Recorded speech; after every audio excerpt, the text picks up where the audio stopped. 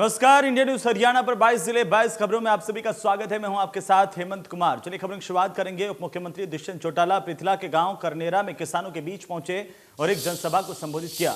दुष्यंत चौटाला ने इस दौरान ग्रामीणों को बड़ी सौगात देते हुए कहा कि गांव में शादी समारोह के लिए अगर पंचायत जमीन देगी तो वो बारात घर का निर्माण अपने निजी कोष से जल्द ही करा देंगे। इस मौके पर बीजेपी के जिला अध्यक्ष तेजपाल डागर भी मौजूद रहे। किसानों को बड़ी सौगात देते हुए इन्होंने कहा कि गांव में जितनी भी समस्याएं हैं उनको बताई गई हैं, उनका बहुत कम समय में निदान कर दिया जाएगा। उन्होंने कहा कि संगठन लगातार मजबूत हो रहा है।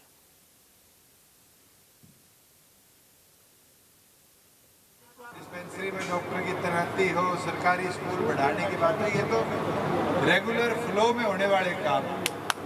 जहाँ एक ऐसी मांग मेरे को बड़ी अच्छी लगी कि गांव में कम्युनिटी सेंटर बारात घर कह लो, किसी गरीब के शादी भी हो या बारात भी रुकवानी पड़े तो ऐसी व्यवस्था गांव में बनाई जाए।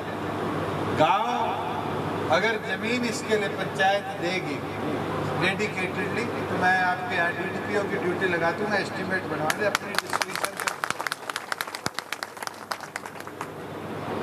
जहाँ रास्ते की बात है इसको भी जल्द से जल्द मैं टेकअप करवा दूँ। ये अभी सर्वे चल रहा है जनसंख्या वाला, उसके बाद आएंगे।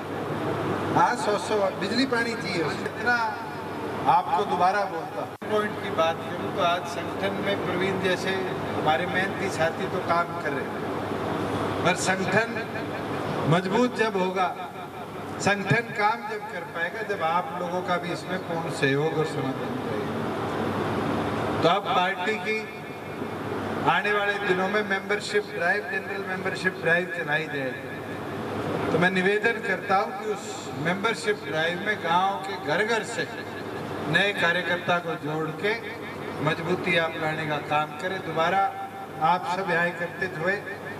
जो प्रवीण ने हमारे गांव को सीएम साहब ने बहुत बड़ी सौगात दी है। बारात घर के लिए कहा है, पशु अस्पताल के लिए कहा है, और मतलब जितना हमारे सीएम साहब ने, हमें सारे पूरे गांव इतना खुश है कि इतनी ज़बरदस्त किसानों ने स्वागत किया सीएम साहब का, और उसकी वजह से आज पूरे एरिया में खुशी की लहर है कि इतने काम हमारे सब मंजूर करके गए हैं।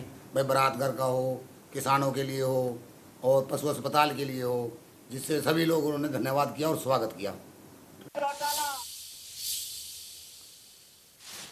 उधर इलाहाबाद उपचुनाव में कांग्रेस ने भी अपना प्रचार शुरू कर दिया और इसी कड़ी में प्रदेश कांग्रेस अध्यक्ष कुमारी सैलजा और कांग्रेस के उम्मीदवार पवन बेनीवाल गांव माखोसरानी में वोट की अपील करने पहुंचे, जहां ग्रामीणों ने उनका जोरदार स्वागत किया। वहीं उनके साथ कांग्रेस के कालावाली से विधायक शीशपाल केहरवाला, एक्स एमपी चरणजीत सिंह रोड़ी भी मौजूद रहे।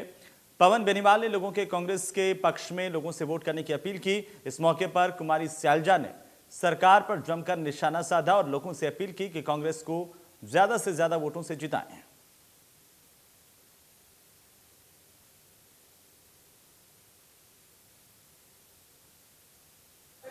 माहौल बहुत बढ़िया माहौल है। देखो उस समय एक अलग तरह की राजनीति थी, दमन की राजनीति थी। आपने देखा लोक दल की किस तरह की राजनीति चला करती थी। आप लोग सब यहीं के हो, सारे समझते हो, जानते हो, इतिहास जानते हो। लेकिन आज के दिन हमने वो सारी बातें ख़त्म करके लोगों की आवाज़, लोगों की ताकत लोगों को देनी, और कांग्रेस पार्टी में यही है कि हम लोगों को ताकत देते हैं, अपने हाथ में नहीं रखते। आज सभी लोग मिलके पवन जी को यहाँ से कैंडिडेट बनाया है और मुझे पूरा विश्वास है कि सब मिलके कांग्रेस पार्टी को और पवन जी को यहाँ से जिताएं। उधर टीकरी बॉर्डर पर 3 कृषि कानूनों को रद्द करवाने की मांग को लेकर आंदोलन कर रहे किसानों ने आज अरदास दिवस मनाया। इस मौके पर लखीमपुर खीरी में मारे गए 4 किसानों और एक पत्रकार की आत्मा की शांति के लिए अरदास की गई। साथ ही जम्मू में भारतीय सेना के शहीद हुए सेना के जेसीओ और जवानों को भी श्रद्धांजलि अर्पित की गई। किसानों ने उनकी आत्मा की शांति के लिए 2 मिनट का मौन धारण किया। किसानों का कहना है कि बीजेपी सरकार में ना तो किसान महफूज है और ना ही जवान। उनका कहना है कि लखीमपुर खीरी में मारे गए किसानों की याद में 16 अक्टूबर में एक कलश यात्रा निकाली जाएगी। इन किसानों की अस्थि कलश यात्रा पूरे देश भर में निकाली जाएंगी ताकि लोगों को जागरूक किया जा सके। इतना ही नहीं, किसान 18 अक्टूबर को देश भर में रेल रोको आंदोलन कर रहे हैं। आंदोलनकारी किसानों ने एक बार फिर से कहा कि जब तक केंद्र सरकार 3 कृषि कानूनों को रद्द नहीं कर देती तब तक ये आंदोलन ऐसे ही जारी रहेगा। भारतीय किसान यूनियन के हरियाणा की महासचिव जियालाल ने कहा है कि लखीमपुर खीरी कांड के आरोपी को तो पुलिस ने गिरफ्तार कर लिया है, लेकिन आरोपी के पिता को अब तक मंत्री पद से नहीं हटाया गया। उन्होंने आरोपी के पिता मंत्री को पद से बर्खास्त करने की सरकार से मांग की है।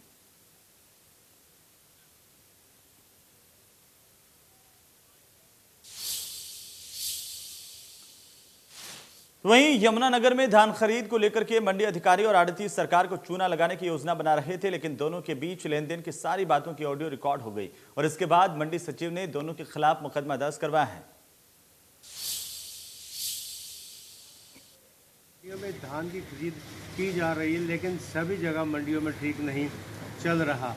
अभी सढौरा की अनाज मंडी व थाना सढौरा में मेरा फसल मेरा ब्यौरा का जो मामला दर्ज हुआ, उसकी जांच की आंच अभी ठंडी भी नहीं हुई थी, तो ताज़ा मामला थाना बिलासपुर में आया है, जहां मंडी सेक्रेटरी सुमलता ने मामला दर्ज कराया कि मंडी सुपरवाइजर व आड़ती मिलकर धान को टिकाने लगाना चाहते हैं। उनके हाथ एक ऐसी ऑडियो लगी है जिसमें सरकार का रेवेन्यू का भी लॉस है और खुद को भी अपना फ़ायदा पहुंचाना चाहता है। जैसे ही SHO बिलासपुर बलबीर सिंह के पास यह ऑडियो लगी तो उन्होंने तुरंत कार्रवाई करते हुए मंडी सुपरवाइजर के खिलाफ मामला दर्ज कर दिया है। SHO बलबीर सिंह ने कहा कि इसमें मंडी सेक्रेटरी और आड़ती या जो भी विभाग के कर्मचारी हैं, जो भी दोषी पाए जाएंगे, उन सब के खिलाफ कार्रवाई की जाएगी। यमुनानगर से देवीदास शारदा, इंडिया न्यूज़, हरियाणा। उधर कैथल में जिला परिषद में अब भ्रष्टाचार नहीं हो सकेगा। जिला परिषद की विकास योजना तैयार करने को लेकर के बैठक का आयोजन किया गया। CEO सुरेश रविश ने जिला परिषद कार्यालय में 15वें वित्त आयोग के तहत प्राप्त अनुदान राशि के बारे में बताया और इस राशि से किस तरीके से काम करवा सकते हैं उनके बारे में पूरी जानकारी दी। CEO सुरेश रविश ने जानकारी दी है कि कुल 5 करोड़ 30 लाख रुपए के बजट से गांव के विकास कार्य होंगे। सभी खंड विकास और पंचायत अधिकारियों को निर्देशित किया गया कि वे अपने अपने क्षेत्र में करवाए जाने वाले अति महत्वपूर्ण कार्यों की सूची जिला परिषद कैथल के कार्यालय में भिजवाएं, ताकि उन कार्यों को जिला परिषद विकास योजना में शामिल किया जा सके। साथ ही मनरेगा मजदूरों की सभी समस्याओं का समाधान जल्द किया जाएगा। सर, अगर बात करें जिला परिषद की तो काफ़ी मामले उठे हैं, मतलब आरोप भी लगे हैं जिला परिषद में। घोटाले की बात करें, किसी चीज़ की बात करें, तो अब क्या कुछ अपडेट किया गया है ताकि दोबारा आरोप ना लगे? देखिए, मैंने 15 अक्टूबर को जिला परिषद में बतौर CEO जिला परिषद ज्वाइन किया है और उसके बाद हमने विकास कार्यों के लिए जो राशि आई है उसका रिकॉर्ड मंगवाया है। और मैं आपकी जानकारी के लिए बता दूं कि हमारे पास 15वें वित्त आयोग के तहत 2020-21 की तीसरी और चौथी 2 इंस्टॉलमेंट्स आई हैं। जो एक इंस्टॉलमेंट है 1,64,13,461 रुपये, दूसरी 1,64,49,474 रुपये। ये विकास कार्यों के लिए प्राप्त हुई है। साथ में इसमें ग्रे वाटर सैनिटेशन के लिए भी ग्रांट्स प्राप्त हुई हैं। इसी प्रकार से 15वें वित्त आयोग की 2021-22 की भी 2 राशियाँ हमारे पास प्राप्त हुई है। 98,80,336 रुपये, 1,45,54,911 रुपये। भिवानी की कृष्णा कॉलोनी में विधायक घनश्याम सराफ पहुंचे और कॉलोनी की सभी समस्याओं को दिवाली तक दूर करने का आश्वासन दिया है। एक अरसे से बिजली, पानी व सीवरेज की समस्याओं से जूझ रहे भिवानी के कृष्णा कॉलोनी निवासियों ने जब भिवानी के विधायक घनश्याम दास सर्राफ को शिकायत की, तो शिकायत मिलने के बाद घनश्याम दास सर्राफ खुद कॉलोनी में गए व लोगों की समस्याओं को जाना समझा। उसके बाद उन्होंने संबंधित महकमे के अधिकारी कर्मचारियों को भी निर्देश जारी किए कि जल्द से जल्द इन समस्याओं का समाधान किया जाना सुनिश्चित करें। साथ ही उन्होंने कॉलोनी वासियों को आश्वासन दिया कि दीपावली से पहले इन लोगों की तमाम समस्याओं का निदान कर दिया जाएगा। उनका कहना था कि सीवरेज के मेन होल और ब्रिज के निर्माण कार्य की वजह से उखाड़े गए हैं और उसी वजह से कहीं न कहीं काम धीमा चल रहा है। उन्होंने कहा कि जल्द से जल्द इन समस्याओं का निदान किया जाएगा। वीडियो जर्नलिस्ट सुमित अवस्थी के साथ रवि जांगड़ा, इंडिया न्यूज़, हरियाणा। उधर अंबाला के नहरियान मंदिर में नवरात्र के मौके पर भजन कीर्तन किया गया, जिसमें अंबाला की मेयर शक्तिरानी शर्मा ने शिरकत की, जहां पर महिलाओं ने भक्ति गीत पर थिरककर मेयर का जोरदार स्वागत किया। इस दौरान जनचेतना पार्टी के सभी पार्षद मौजूद रहे।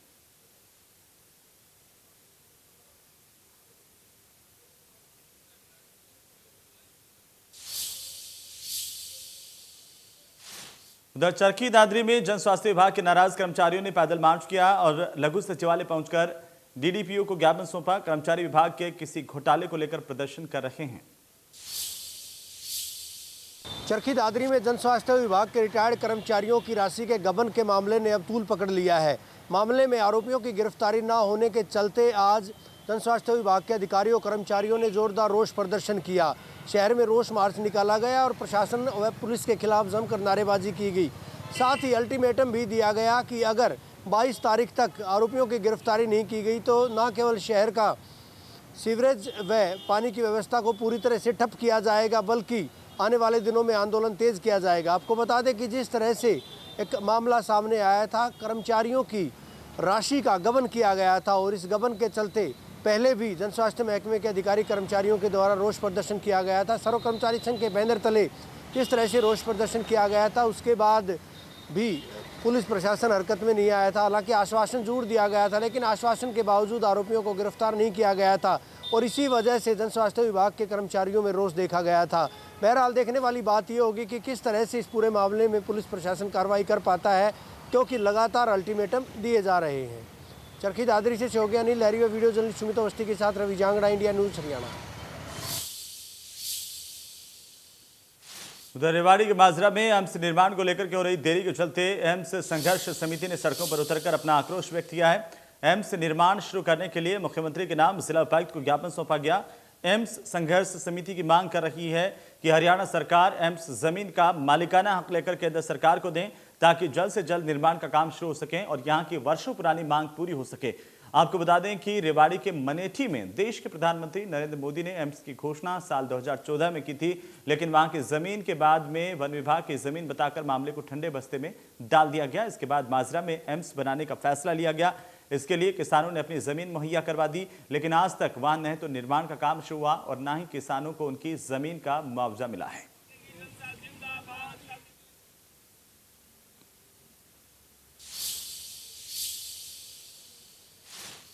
प्रदेश की पंचकुला की विशेष सीबीआई अदालत ने डेरा प्रमुख गुरमीत राम रहीम को सजा 18 अक्टूबर को सुनाई जाएगी। राम रहीम के साथ ही बाकी 4 दोषियों को भी उसी दिन सजा का ऐलान किया जाएगा। सजा के लिए दोनों पक्षों के बीच लगभग 5 घंटे तक बहस हुई।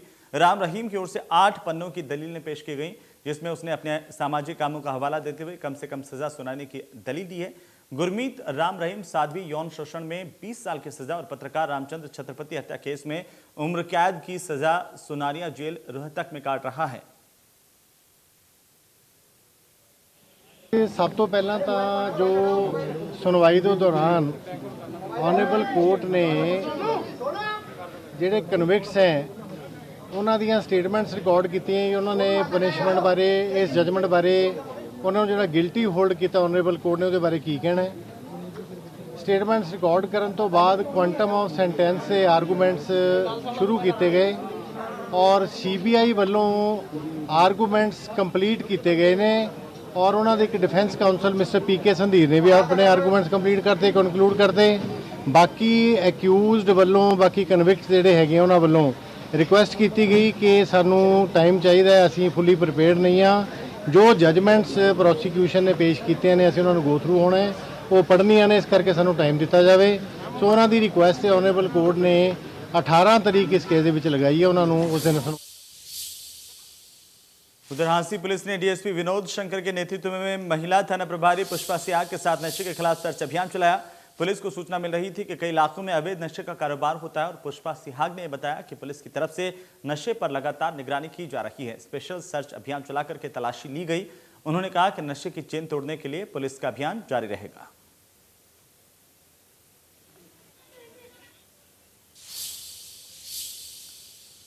उधर करनाल के चूड़ीपुर गांव में शराब के ठेके के अंदर एक कर्मचारी की गोली मारकर हत्या कर दी गई। यह हत्या लूट का विरोध करने के इरादे से हो सकती है। मृतक मोनू के गले से गोली आर पार हो गई। फिलहाल पुलिस ने शव को कब्जे में लेकर फोरेंसिक टीम के साथ मिलकर जांच शुरू की। मृतक मोनू सहारनपुर का रहने वाला है, जो कि पिछले कुछ सालों से शराब ठेकेदारों के साथ काम कर रहा था।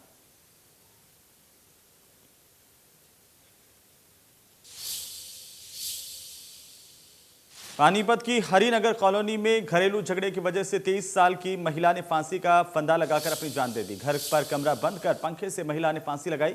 आसपास के लोगों ने दरवाजा खुलवाने की कोशिश की, लेकिन दरवाजा नहीं खुला। महिला के पति ने आकर दरवाजा तोड़ा और महिला के शव को फंदे से नीचे उतारा।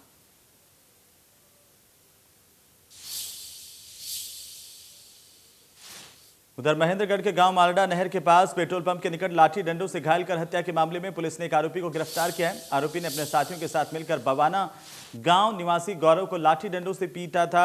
गंभीर रूप से घायल गौरव ने रास्ते में ही दम तोड़ दिया था। कनीना में HSEB वर्कर्स यूनियन ने अपनी मांगों को लेकर पावर हाउस पर 2 घंटे तक सांकेतिक धरना दिया। उन्होंने कहा कि सरकार हमारे मांगे नहीं मानती है तो जिला स्तर पर धरना प्रदर्शन किया जाएगा।